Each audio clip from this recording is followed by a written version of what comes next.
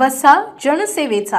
प्रेम संबंधातून झालेला आंतरजातीय विवाह, त्यानंतर अमेरिकेत सुरू झालेला संसार आणि पुढे कॅनडापर्यंत पोहोचलेलं नातं. मात्र या वैवाहिक आयुष्याला काही वर्षातच गंभीर वळण लागल्याचा आरोप संग्रामपूर येथील एका 36 वर्षीय विवाहितेने केला आहे.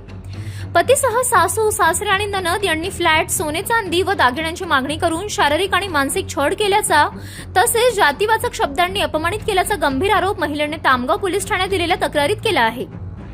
पोलीस नोंदीनुसार कथित घटनांचा कालावधी 1 जून 2016 ते 1 नोव्हेंबर 2023 असा नमूद करण्यात आला असून या प्रकरणाची माहिती 16 जुलै 2026 रोजी रात्री 12:12 पोलीस ठाण्यात नोंदवण्यात आली आहे. तक्रारीनुसार संबंधित महिलेचा विवाह 2015 मध्ये मुंबईतील सॉफ्टवेअर इंजिनियर तरुणासोबत झाला. प्रेम संबंधातून झालेल्या या विवाहानंतर ती पतीसोबत अमेरिकेत वास्तव्यास गेली. सुरुवातीचे काही महिने संसार सुरळीत सुरू होता.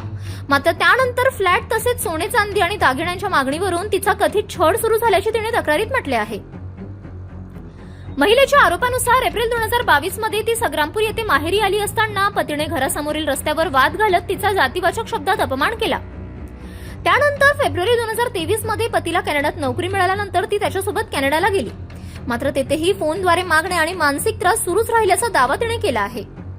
सततच्या मानसिक तणावामुळे आपली तब्येत बिघडली आणि 2 वेळा गर्भपात झाल्याचेही महिलेने तक्रारीत नमूद केल्याचे समजते. नोव्हेंबर 2023 पासून ती माहेरी राहत असून पतीचे दुसऱ्या एका महिलेसोबत संबंध असल्याचा आरोपही तिने केला आहे.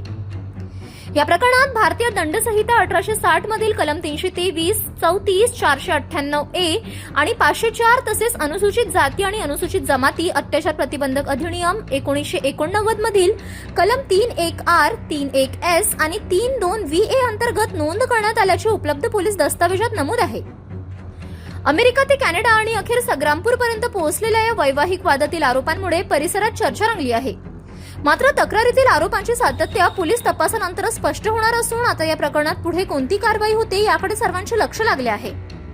City news.